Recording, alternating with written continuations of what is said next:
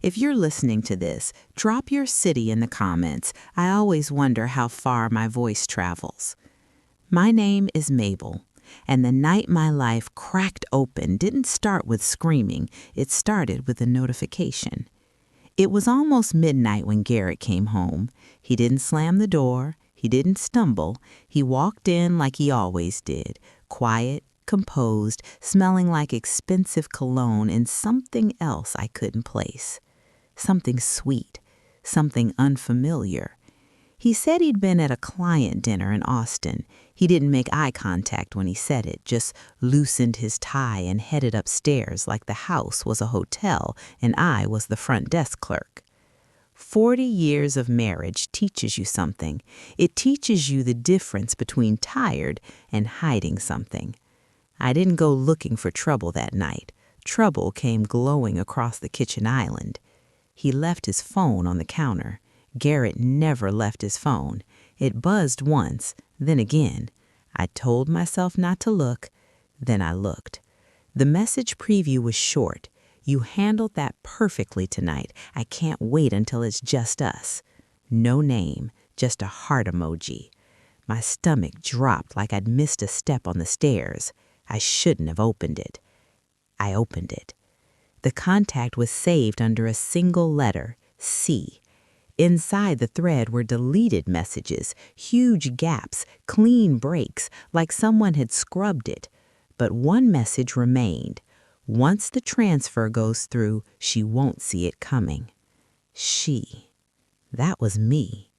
I stood there in the kitchen, the refrigerator humming behind me, the clock ticking above the stove. The house felt different, like it had secrets in the walls. Garrett came downstairs for water and saw me holding his phone. For half a second, his face froze. Then he smiled. "That's work stuff," he said casually. "You know how dramatic clients can be." He kissed my forehead, and for the first time in my life, I felt nothing. That night, I didn't cry. I didn't confront him. I started paying attention, and what I found in his SUV the next morning changed everything.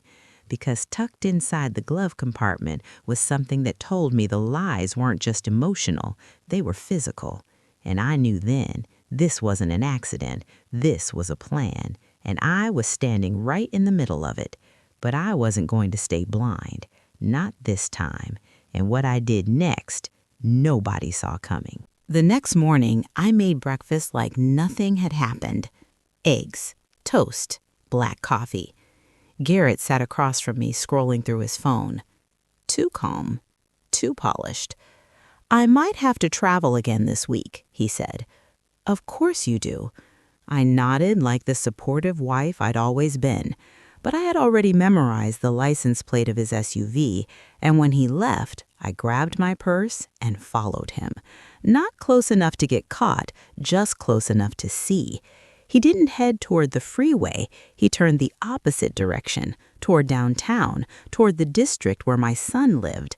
My son, Ethan, and his wife, Caroline. I felt a wave of nausea so strong I had to pull over. No way. Garrett parked near a high-end law office, and 5 minutes later, Caroline walked out and got into his car. She wasn't dressed casual. She was dressed like she was closing a deal. They didn't kiss. They didn't hold hands. They looked coordinated, like business partners, like conspirators. I snapped pictures with my phone, every angle, every second. They drove off together, and I followed them to a luxury hotel near the river. They walked in separately, 10 minutes apart, but they went up on the same elevator. I sat in my car gripping the steering wheel so hard my knuckles turned white. I wasn't just being cheated on. Something else was happening, something bigger. And that's when I called the one person I swore I'd never need, a private investigator.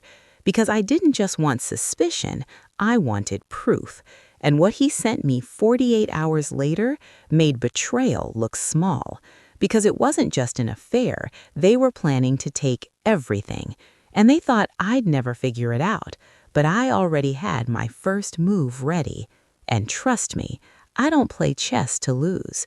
What they didn't know was that I had already changed the rules. I didn't confront them.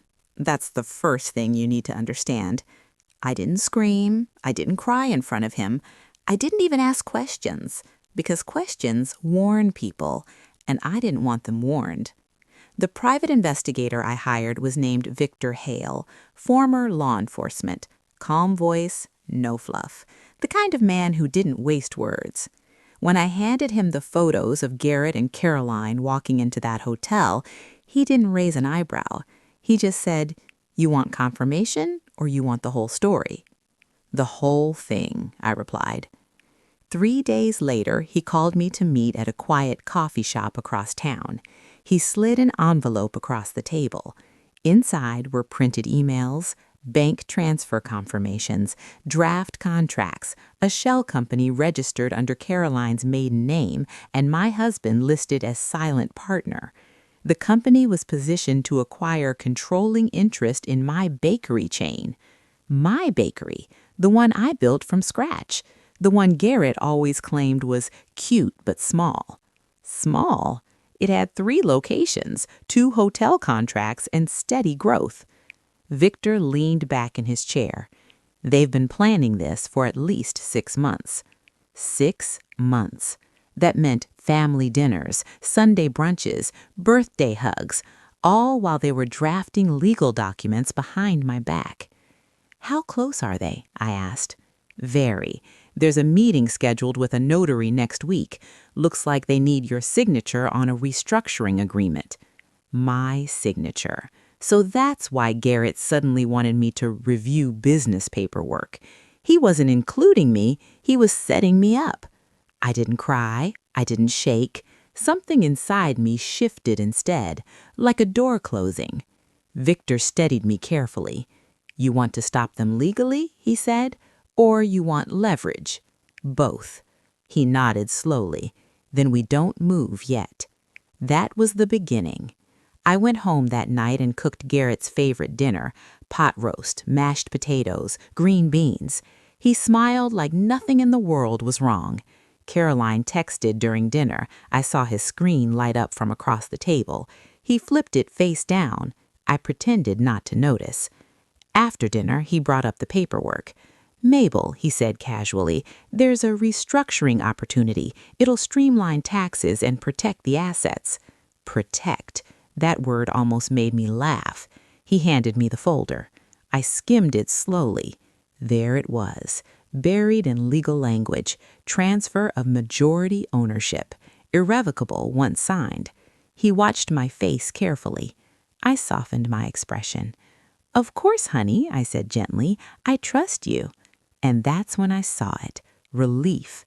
Actual relief in his eyes. He thought he had me. He thought I was still the woman who baked pies and believed in forever. What he didn't know, I had already filed quiet amendments with my own attorney. I had already frozen certain transfer pathways. I had already secured the primary ownership into a protected trust he didn't know existed. He could sign whatever fantasy document he wanted. It wouldn't hold. But I didn't want it to fail immediately. I wanted them comfortable. Comfortable people make mistakes. That week, I played the role perfectly. Smiling wife, grateful mother-in-law, oblivious businesswoman. Meanwhile, Victor followed them. He documented hotel meetings, recorded parking lot conversations, tracked financial movements. One evening, he sent me an audio file.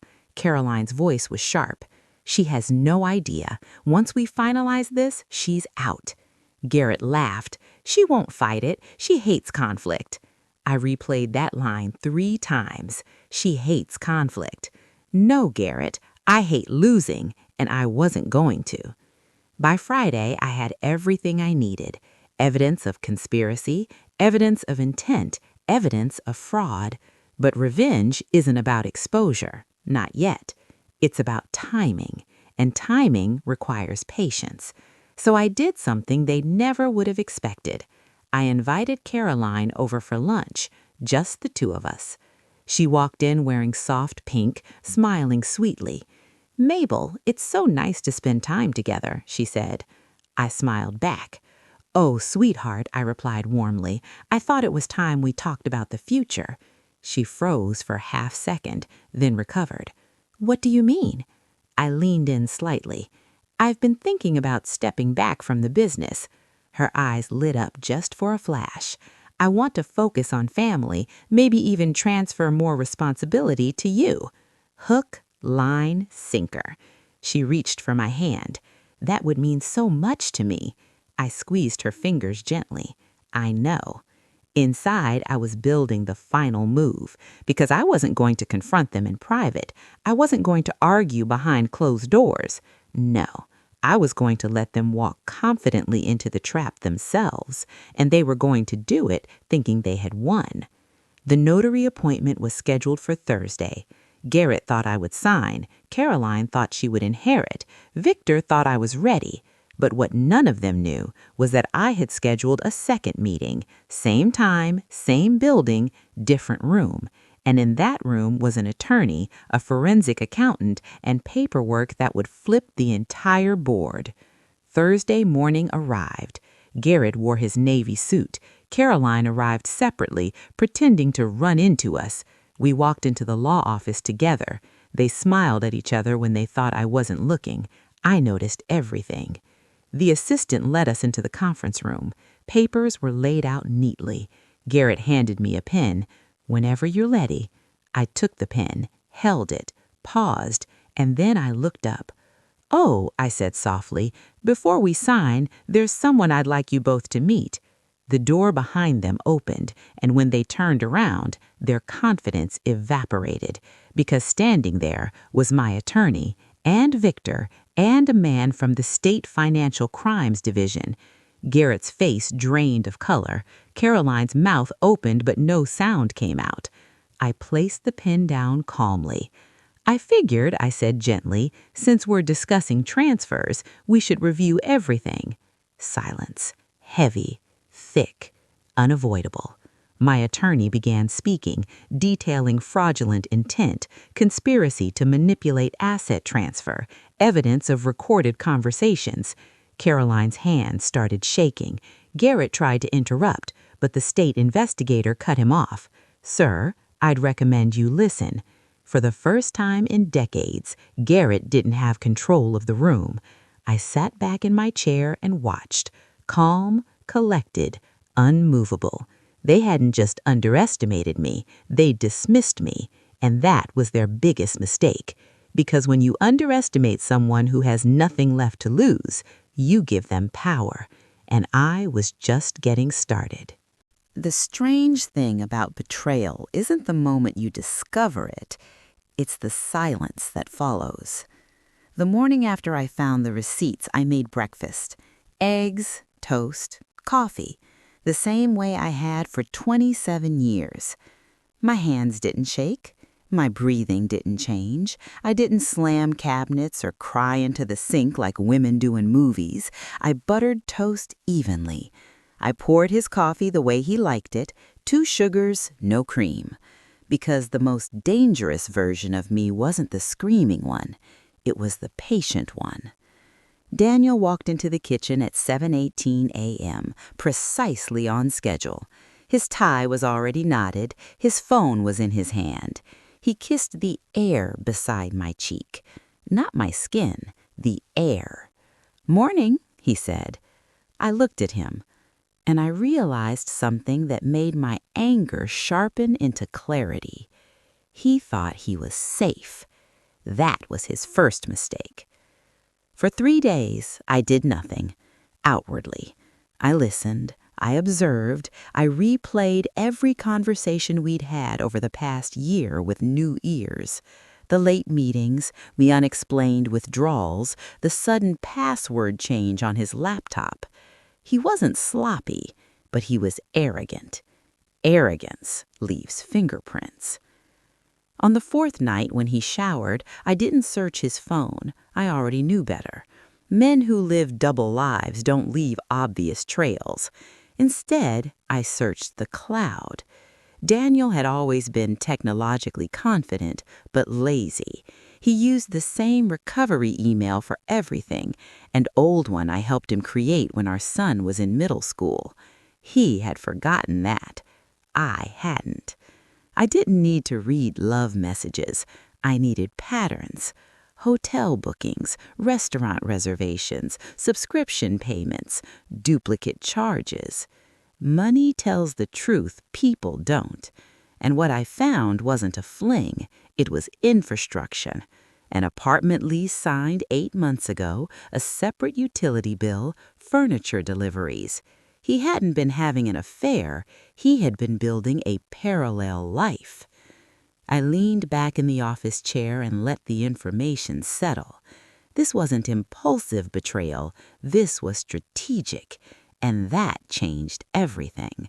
Because if he had constructed something this deliberate, then tearing it down required precision. I printed nothing, I saved everything. Digital copies, labeled carefully, date-stamped, backed up twice. Revenge is emotional and fantasy. In reality, it is administrative. The following week I called a lawyer, not the kind who makes promises over the phone, the quiet one recommended by a woman I met years ago at a charity board event, a woman whose husband had once tried to erase her from his own company. She won. Her attorney's name was Margaret Hale. Margaret did not smile often, which I liked. I didn't begin with accusations, I began with questions. If a spouse has been diverting marital funds into a hidden property in secondary residence, what documentation matters most? I asked calmly. Margaret didn't blink. Everything, she said, and timing matters more than emotion. Good. Emotion was not the plan. Control was. Over the next 2 weeks, I transformed. Not outwardly. Outwardly, I was softer than ever. I asked Daniel about his meetings. I complimented his tie. I suggested we host dinner for his business partner. He relaxed.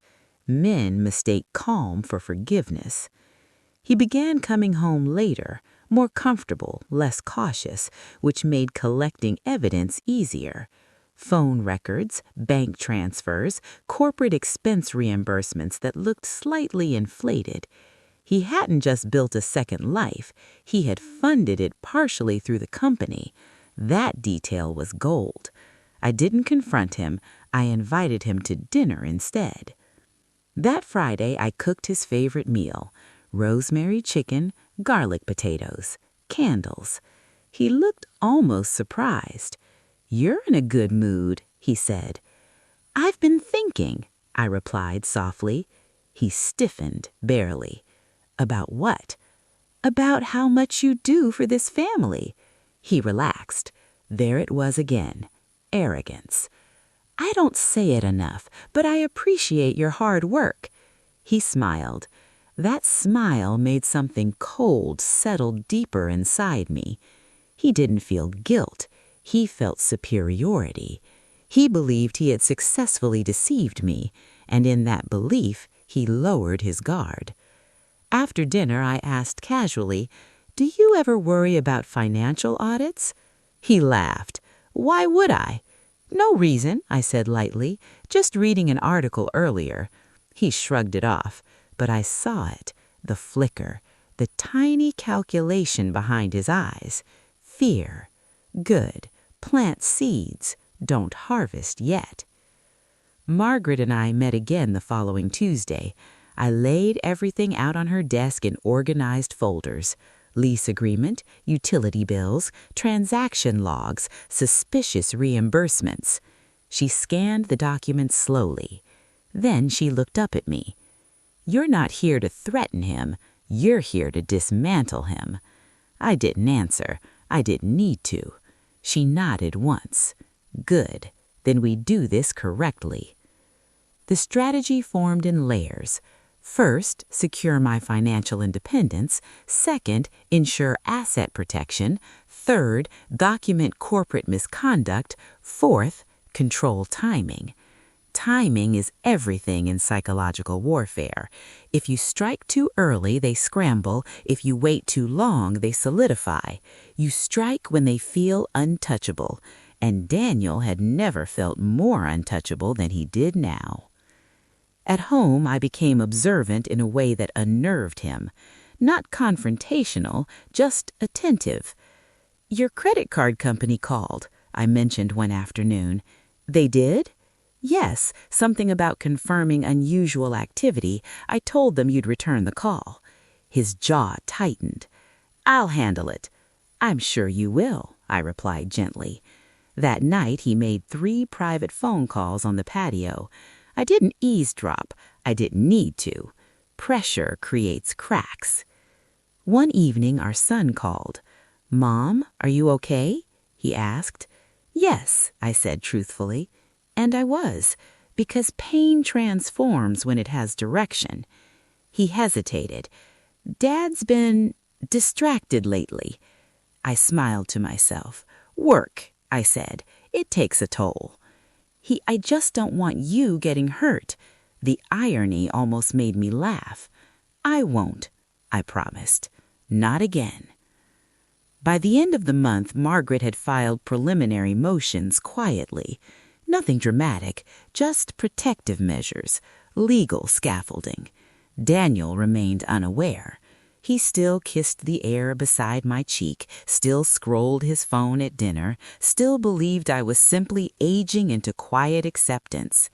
He underestimated the power of a woman who stops asking for love and starts asking for leverage. The turning point came unexpectedly. A small envelope in the mail. Misaddressed, not to our home, to the second apartment, but delivered here by mistake. His name, her handwriting. I didn't open it. I didn't need to. The existence was enough. He wasn't just maintaining a separate residence. He was building intimacy, promises, plans, perhaps even lies about me. I placed the envelope back in its sleeve and left it on his desk. No note, no accusation, just evidence that I had seen something. When he came home that evening, he found it immediately. He stood very still. Then he called my name. "Yes?" I answered from the living room. His voice was carefully neutral. "Did you see this?" "Yes." Silence. "Why didn't you say anything?" I looked at him for a long moment. "About what?" He searched my face for hysteria, for tears, for confrontation. He found none. "It was delivered here by mistake," I continued calmly. "You should update your mailing address." His throat moved. "You're not curious? Should I be?" That was the moment something shifted. Not in me, in him. For the first time, uncertainty entered his posture, because confusion is more terrifying than accusation. That night, he didn't go to the patio. He didn't make calls. He lay awake beside me, pretending to sleep. I knew because his breathing pattern was wrong. I kept mine steady. Revenge isn't loud, it's atmospheric. It changes the air in the room until the other person can't breathe. And Daniel was beginning to notice the oxygen thinning. Margaret called the next morning. "It's ready," she said. "Not yet," I replied. There was one more piece I needed. Proof of corporate misappropriation strong enough to make his board nervous. Because divorce damages a man. Professional exposure destroys him. I wasn't going to scream in our kitchen. I was going to let the consequences speak in rooms he valued more than home. So I waited. And I watched, and I collected. Every receipt, every transfer, every subtle inconsistency. And the more I gathered, the calmer I became, because revenge, done correctly, doesn't feel like rage. It feels like balance. And balance was coming. Daniel just didn't know it yet. There is a specific kind of fear that doesn't arrive with noise. It arrives quietly, like noticing the room has become colder, though no one touched the thermostat. That was the stage we entered next. Daniel didn't know what I knew, but he knew I knew something, and uncertainty is more corrosive than accusation. 3 days after the envelope incident, he came home early. Early was unusual. Early meant recalculating. He stood in the doorway of the living room, watching me read. "Have you been going through my things?" he asked casually. I didn't look up immediately. "No." He waited. I turned the page slowly. "Should I?" His jaw tightened. "That's not what I meant." "I know." Silence. He was searching for friction. I gave him none. The absence of reaction unsettled him more than anger ever could. The next move wasn't dramatic. It was structural. Margaret had already filed asset protection measures under the guise of estate planning adjustments, routine paperwork, nothing that would alarm him if he noticed. But he didn't notice. He had never paid attention to paperwork unless it benefited him. I, on the other hand, had begun reading everything. Joint accounts were documented, investment transfers traced, company reimbursements flagged, the apartment lease cross-referenced with the timeline of inflated business expenses. Patterns were emerging, clear, deliberate, traceable. I didn't confront him. I altered behavior instead. I began asking financial questions at dinner, soft ones, curious ones. How are quarterly projections looking? Did the board approve that expansion? Is travel spending up this year? He answered confidently at first, then cautiously, then defensively. "You've never been interested in this before," he said one night. "I'm interested now." "Why?" I met his eyes evenly. "Because I realized I've trusted too blindly." That sentence hung in the air between us, not accusatory, just observational. He swallowed. That weekend I did something he didn't expect. I suggested a small dinner party, just a few of his colleagues and their wives. Public harmony, private tension. He hesitated only briefly, then agreed. The evening was immaculate. Candles, wine, laughter. Daniel performed well in front of others. He always had. Midway through dessert, one of the wives mentioned company audits, a recent industry trend. "Oh yes," I added lightly, "Daniel was telling me about internal expense reviews."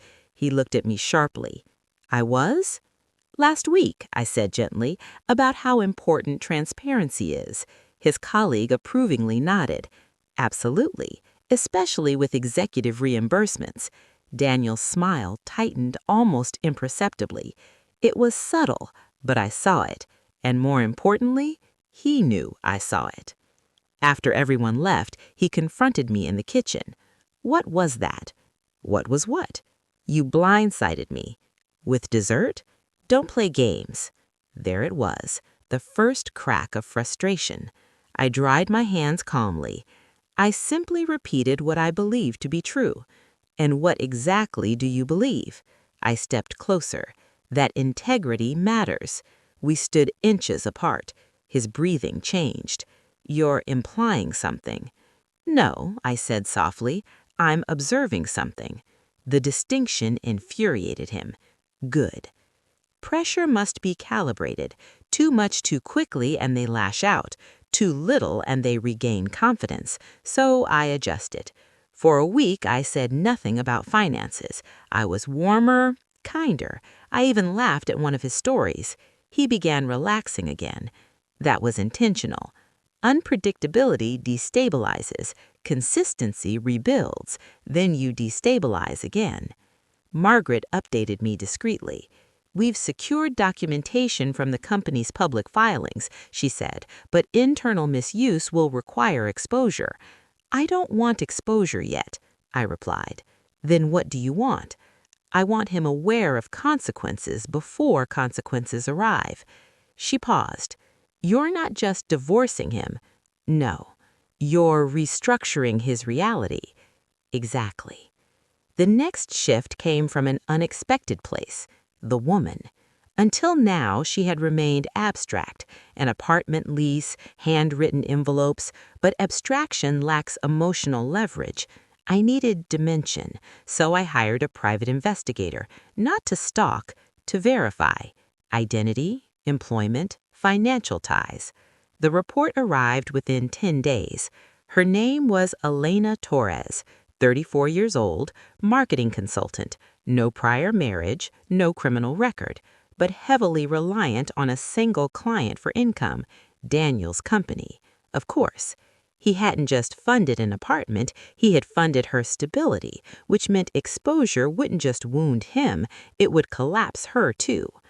Information is power, but unused information is leverage, and I wasn't ready to spend it yet. One evening, I asked Daniel an innocent question. "Do you ever think about legacy?" He frowned. "What do you mean? What people say about you when you're not in the room?" "That's a strange question." "Is it?" He looked uneasy. "Why are you asking me things like this lately?" "Because I'm paying attention." The words were calm, but deliberate. He turned away first. By now, the atmosphere in the house had shifted completely. He watched me, not lovingly, not suspiciously, strategically. He was trying to determine what I knew, and that uncertainty was exhausting him. He began sleeping poorly. I could tell. He scrolled late into the night. He double-checked his phone lock. He stopped leaving documents unattended. But it was too late for caution. The foundation was already mapped. Then came the first overt misstep on his part, a transfer, large, from a joint investment account, not catastrophic, but noticeable. He assumed I wouldn't see it. He forgot that I now-checked everything. I waited 2 days before mentioning it. "I noticed the movement from the portfolio," I said casually over coffee. His hand paused mid-air. "What movement?" "40,000. "Oh, that." "Yes." "Rebalancing." "With whose consultation?" He stiffened. "I don't need permission to manage investments." "No," I agreed gently, "but transparency builds trust." That word again, trust. It echoed between us like a warning bell. The next week, Margaret filed a formal notice freezing major asset transfers pending review. Routine legal safeguard. He received it at work. He called me immediately. "What did you do?" I protected myself. "From what?" "Uncertainty." "You're overreacting." "To what?" "I haven't accused you." "That's the problem," he snapped. Ah, there it was. He wanted a battlefield. He wanted a visible enemy. Instead, I had given him fog, and you cannot fight fog. He began spending more nights at the office. I didn't stop him. Distance benefits strategy. Meanwhile, Margaret escalated quietly. Board-level compliance concerns were drafted, not submitted yet, but prepared. If triggered, they would initiate review. Review would uncover patterns. Patterns would demand explanation. Explanation would require truth, and truth would dismantle him. I wasn't angry anymore. That surprised me. Anger is hot. This was cold, precise, measured. I slept deeply. I ate normally. I even began walking in the mornings again. There is peace in regaining control. The turning moment of this phase came unexpectedly. He came home one evening with flowers, apologetic, performative. "I don't like this distance between us," he said. "Neither do I." "We can fix this." "Can we?" "Yes." "How?" He opened his mouth, closed it. For a split second I saw it, the calculation. Was confession safer or denial? He chose denial. "We just need to communicate better." I agree. Communication requires honesty, and honesty was a currency he no longer possessed. Later that night, he stood in the doorway of our bedroom. "You don't love me anymore," he said. It wasn't a question, it was fear disguised as accusation. I looked at him carefully. "I love truth," I replied. He flinched, and in that moment, I knew something critical. He was cracking, not publicly, not dramatically, but internally. The psychological pressure was working. He didn't know when exposure would come. He didn't know how much I knew. He didn't know which part of his constructed world was about to collapse. Uncertainty erodes confidence. Confidence fuels deception. And without confidence, he was vulnerable. I lay awake that night not with pain, with clarity. Observation phase was ending. Documentation phase was complete. Leverage was secured. The next stage would not be subtle. It would be controlled, deliberate, visible, and irreversible. But not yet. Not until he made one more mistake. And he would. Men who believe they are smarter than consequence always do. The mistake came on a Tuesday. It was small. That's the thing about collapse. It rarely announces itself with a grand error. It slips in quietly, disguised as confidence. Daniel forwarded the wrong email. Not to me, to his executive assistant, but he forwarded it from the wrong account, the secondary account, the one tied to the apartment. And she noticed, because she had been copied on reimbursements before, and she knew the formatting. She replied with one line. Should I categorize this under personal or corporate? He tried to retract it. Too late. Company servers archive everything, and once archived, nothing truly disappears. I found out because Margaret called me at 2:17 p.m. Something shifted, she said. How? We received a discreet inquiry from internal compliance. They're reviewing executive reimbursements. I closed my eyes briefly. There it was, the first tremor. Did we trigger it? I asked. No, it appears internal. I almost smiled. He had triggered himself. When Daniel came home that evening, his composure was too polished, overcorrected calm. How was your day? I asked. Fine. Productive? Very. He poured himself a drink without asking if I wanted one. That told me everything. Men only skip politeness when preoccupied. We ate dinner mostly in silence. Then he said it. Have you spoken to anyone about us? No. About finances. I've spoken to an attorney, I replied evenly. He froze. For what reason? Prudence. You think I'm stealing from you. I met his eyes. Are you? He didn't answer. Instead, he pivoted. This is paranoia. No, I said quietly. It's preparation. He didn't sleep that night. He paced, checked his phone repeatedly, left the room twice to make calls he thought I couldn't hear. His voice on the patio was sharper now, defensive, urgent. The fog I had created was thickening, and now something real was moving inside it. The next morning he left early, didn't kiss the air beside my cheek, didn't say goodbye, just a door closing, harder than necessary. At 10:06 a.m., Margaret emailed. Internal audit initiated. I read it twice, slowly. Internal audits don't begin because of rumors. They begin because someone has asked a question that requires documentation, and documentation rarely lies. This was the stage where most people panic. I did not, because this was no longer emotional terrain. It was procedural. Margaret and I met that afternoon. The audit will start narrow, expense discrepancies, travel reimbursements, vendor contracts. And then, if patterns emerge, it widens. They will. She studied me. You're very certain. I've seen the patterns. She nodded once. Then timing becomes critical. If you file for divorce before findings are public, you maintain distance. If you wait, association, I finished. Exactly. I leaned back. No filing yet. You want the audit visible? Yes. She watched me carefully. You're not trying to protect him. No. You're trying to separate before impact. Yes. Understood.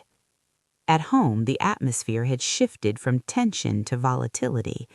Daniel was irritable, short-tempered. He accused me of minor things, moving documents, misplacing receipts.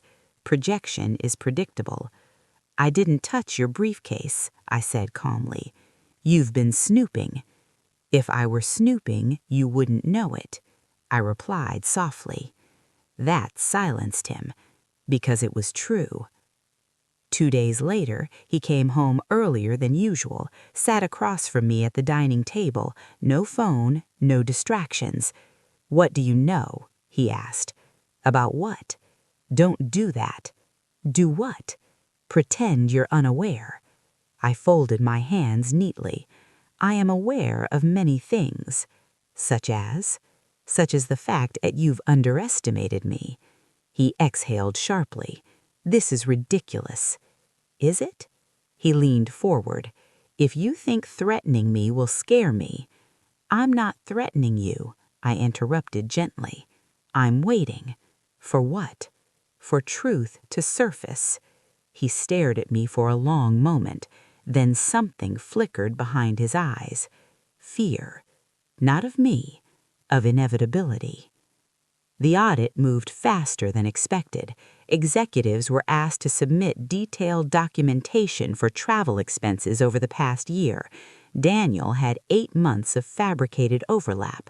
The apartment lease lined up perfectly with inflated travel claims, hotel receipts overlapping with conference reports, consulting payments routed to Elena's marketing firm.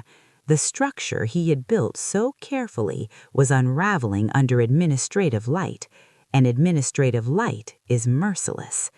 He began staying out overnight again, this time not for romance, for damage control.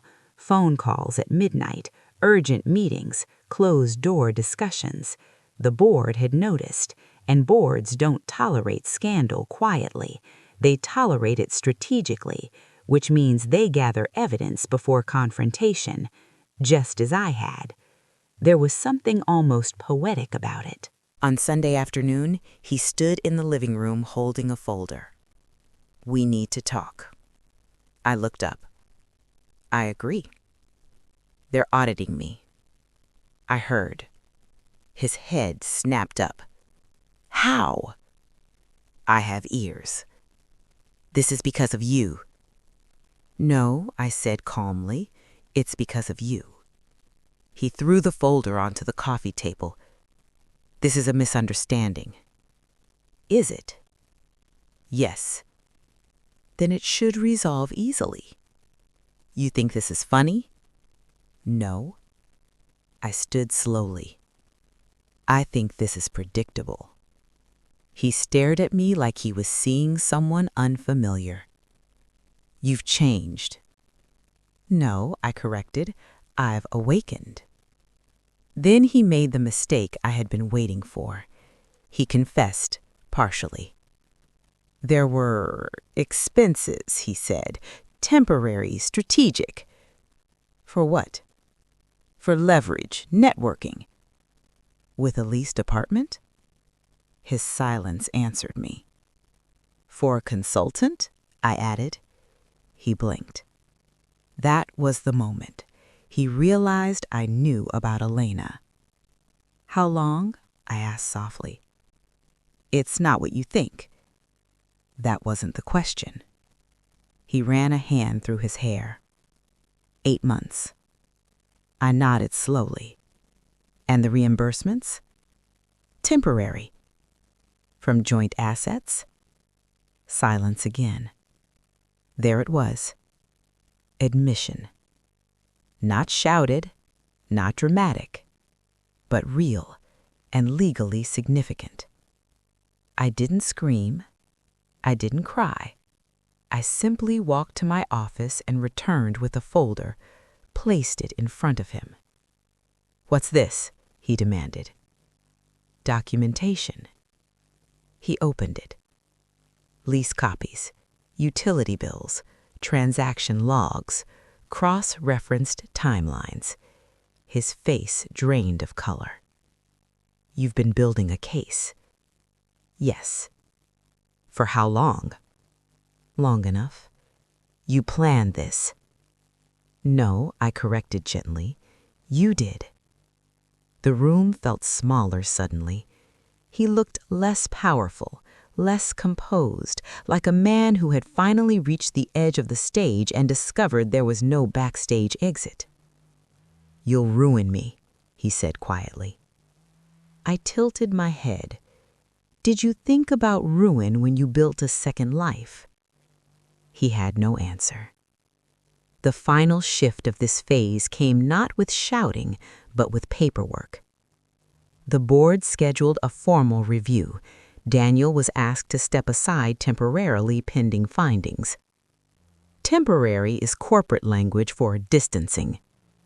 Investors had been notified, discretion emphasized, but rumors smell blood quickly and travel faster than press releases. That night, he didn't fight. He didn't accuse. He sat on the edge of the bed and said something almost childlike. I didn't think you'd ever look. I didn't, I replied honestly. Then why now? Because you stopped hiding well. He laughed bitterly. No, I got comfortable. Yes. Silence settled between us. Not hostile, final. I realized then that revenge wasn't about humiliation, it was about exposure. He had constructed a narrative where I was passive, oblivious, dependent, and he had operated confidently inside that assumption. But once the illusion shattered, so did his control. The audit would continue. The board would decide. His reputation would suffer, not because I destroyed it, but because I removed the shield. Margaret called the next morning. It's time, she said. For what? To file. I looked out the window at the quiet street, at the house I had built a life inside, at the years I had given. Yes, I said finally. It's time. But filing for divorce would not be the climax. It would be the announcement. The real impact would come when personal exposure and professional consequence collided, and that collision was approaching, slow, unavoidable, precise. Daniel had built a second life in secret. I had dismantled it in silence. Now the world would begin to see what he had tried to conceal, and the most unsettling part for him wasn't the audit, it wasn't the board, it wasn't even the divorce. It was this. He still didn't know how far I was willing to go. There is a moment, right before something collapses, when it still appears intact from the outside. The structure stands, the lights are on, the name is still on the door, but inside, the beams have cracked. That was where Daniel was now. Externally, still an executive, still respected, still invited into rooms where decisions were made over polished tables. Internally, suspended, scrutinized, isolated. The board had not fired him, not yet. They had done something more unsettling. They had distanced him. Temporary leave pending review. No press statement, no dramatic announcement, just quiet containment. And in corporate language, quiet containment is the first stage of removal. The day the divorce petition was filed, I didn't tell him. He found out from his attorney, which was deliberate. Timing matters. Control the order of impact. Professional instability first, personal rupture second. Never reverse it. If I had filed first, he would have framed the audit as retaliation. But now it looked like consequence. He arrived home that evening pale. He served me, he said. Yes, that's it, yes. I thought you'd appreciate directness. He stared at me like he was trying to reconcile two versions of the same woman, the one who used to smooth his collar before board meetings, and the one now who stood across from him, composed, untethered, unmoved. He waited, he said slowly. Yes. For this?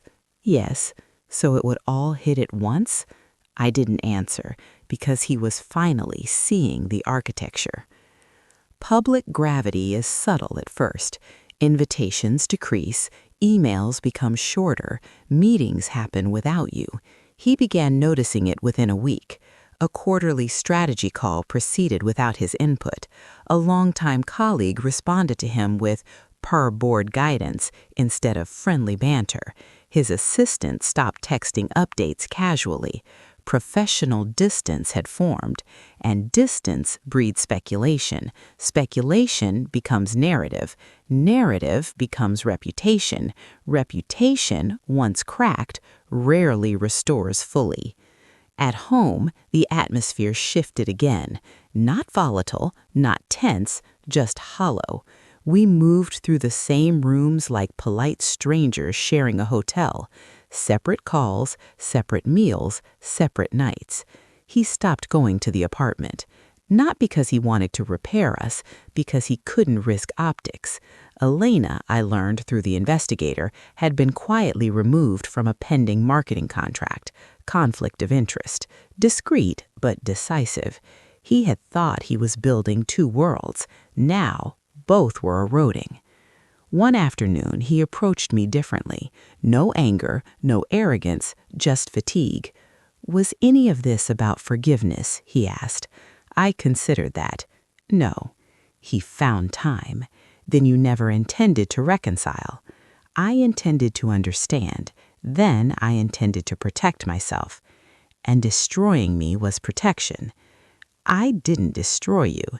His laugh was thin. You dismantled everything. No, I replied softly. I removed illusion.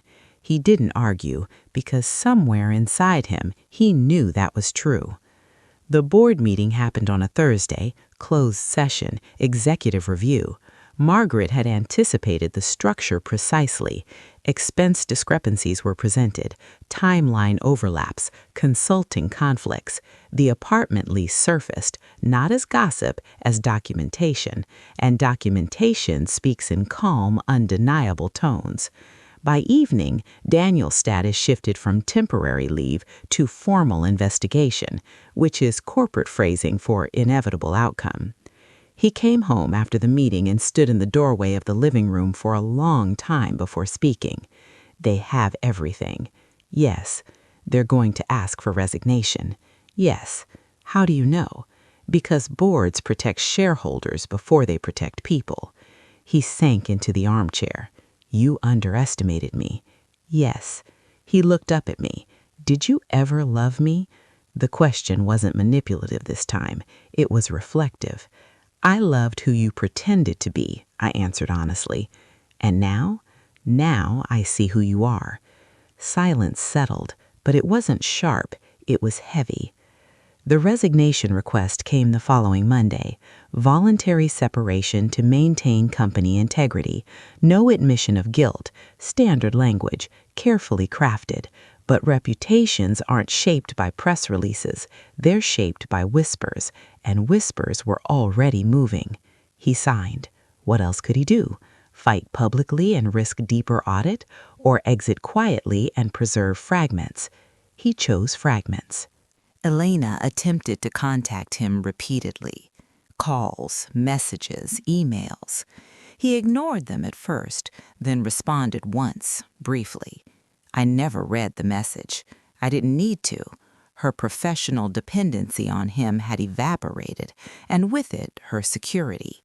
He had promised stability. Now he could barely maintain his own. That is the cruelty of parallel lives. When one collapses, the other rarely survives. The divorce proceedings advanced quickly. Margaret had prepared meticulously.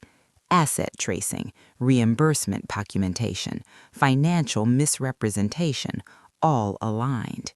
Negotiations were swift. He had little leverage. Public exposure would damage him further. Settlement was cleaner, contained, controlled. He conceded more than he expected because fighting would mean discovery, and discovery would mean everything becoming visible. One evening, as he packed a suitcase, he paused in the hallway. This was never about money for you, he said. No. It was about power.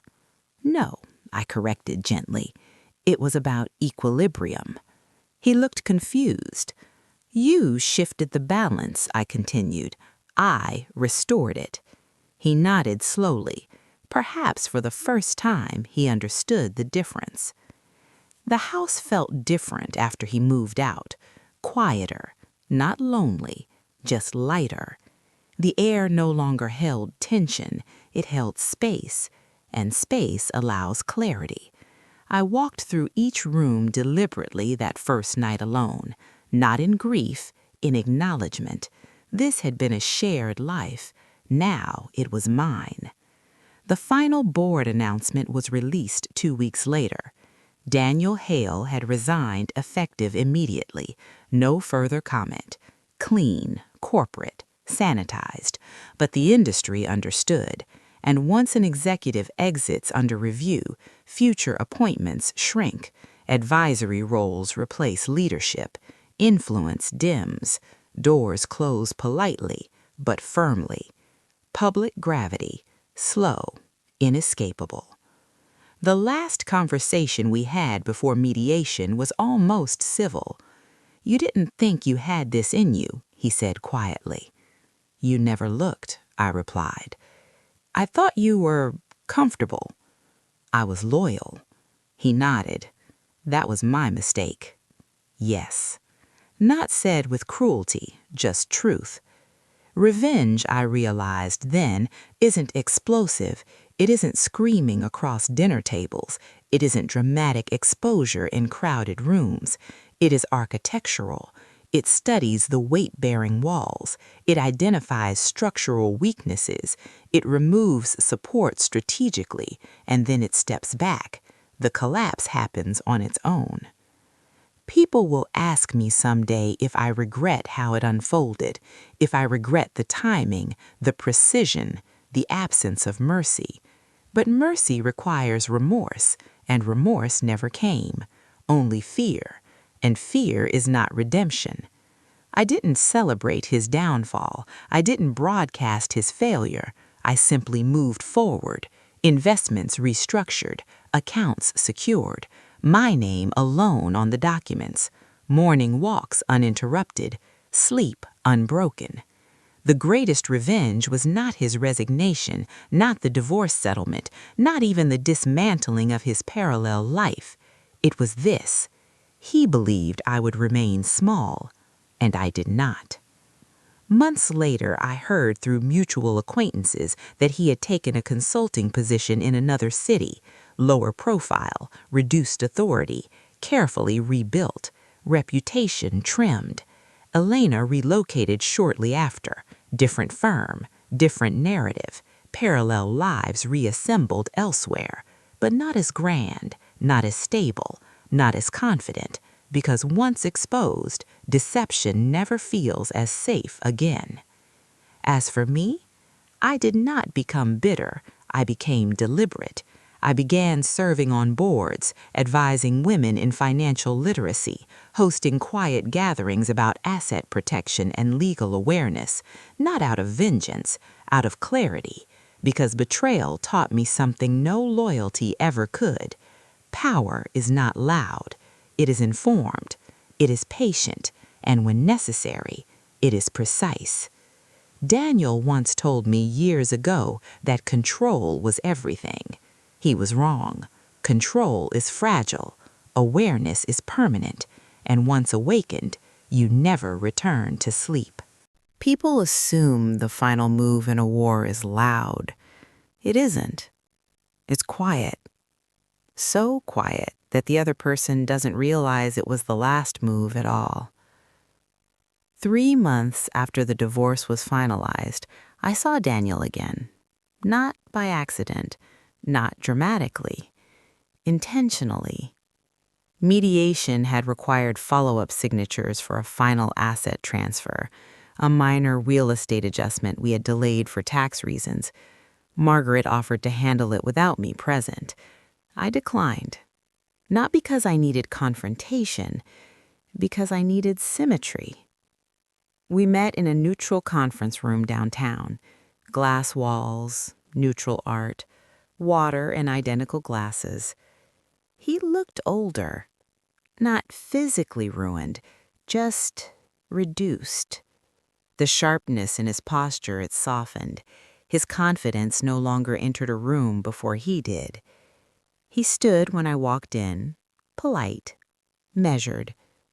"Hello," he said. "Hello, Daniel." We sat across from each other, a polished table between us, like so many board meetings he used to dominate.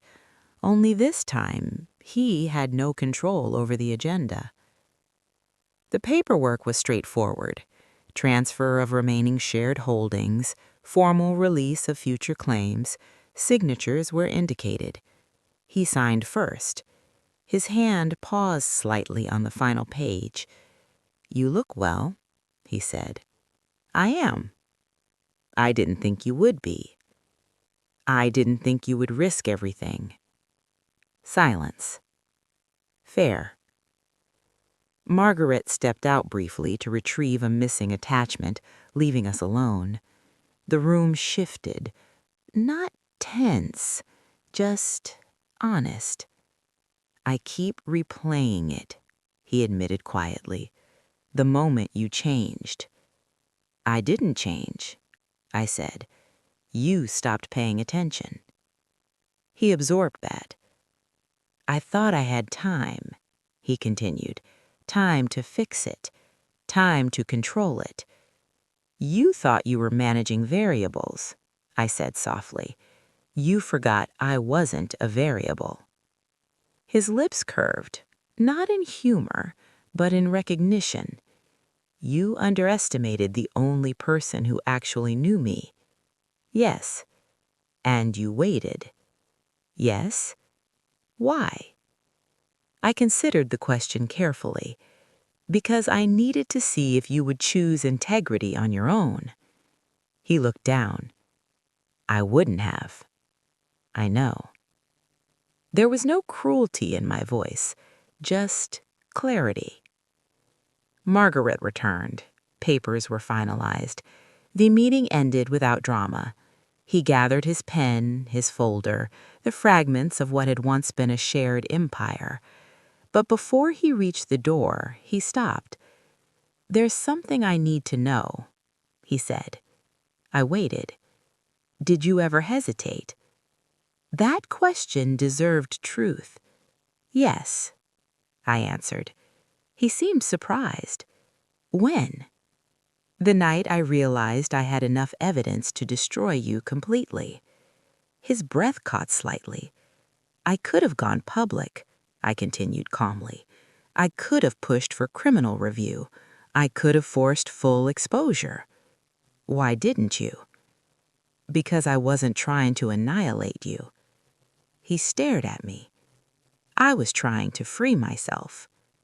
That landed, not as a threat, not as a triumph, as truth.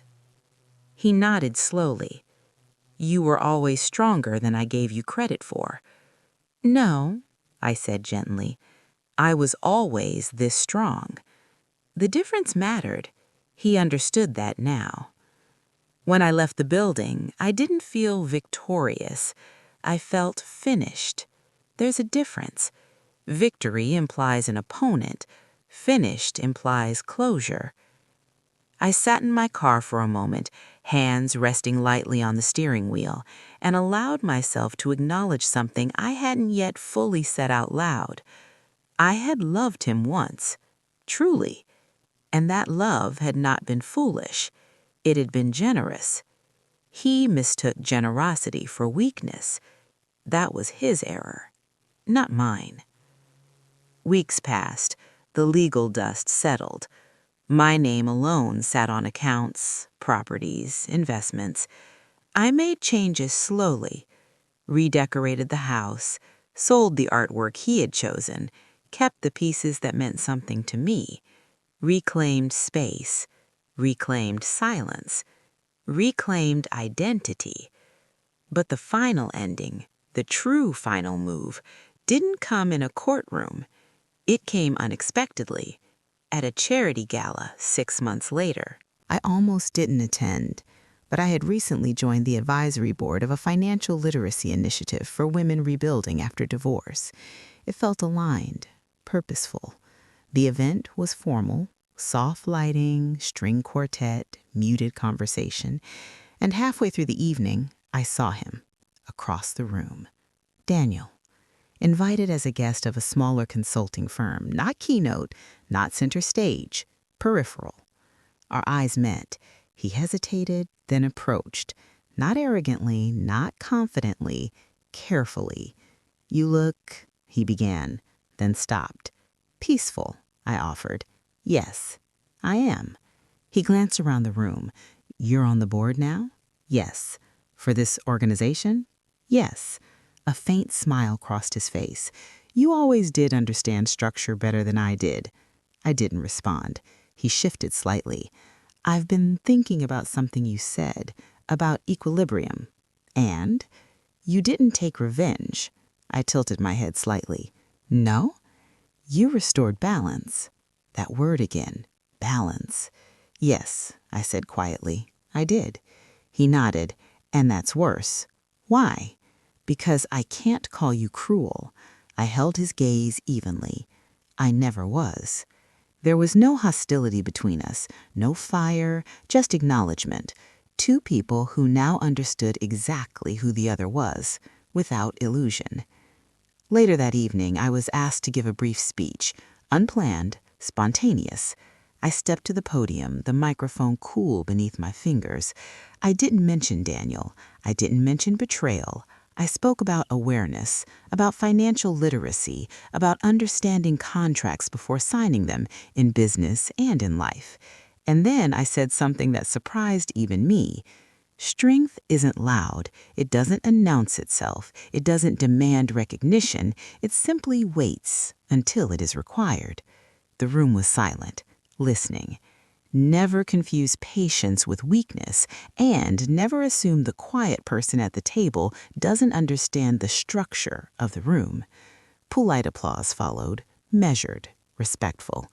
I stepped down from the podium and didn't look for him, but I felt it, the shift, not in him, in me. The final move was not exposing him, not divorcing him, not dismantling his parallel life. The final move was this. I built something in the open while he rebuilt in the shadows, and nothing unsettles a former deceiver more than watching the person they underestimated become visible. Not bitter, not broken, visible. Months later, a mutual acquaintance mentioned that Daniel rarely spoke about the divorce. "She says you were always 10 steps ahead," she told me. I smiled. I wasn't 10 steps ahead. I simply started walking when he thought I would stand still. So, if you ask me how the story ends, here is the truth. It doesn't end with his resignation, or the divorce decree, or the settlement transfer. It ends the moment he realized something irreversible. He didn't lose because I attacked him. He lost because he built his power on the assumption that I would never rise. And I did. Quietly, precisely, completely. And that was the last move.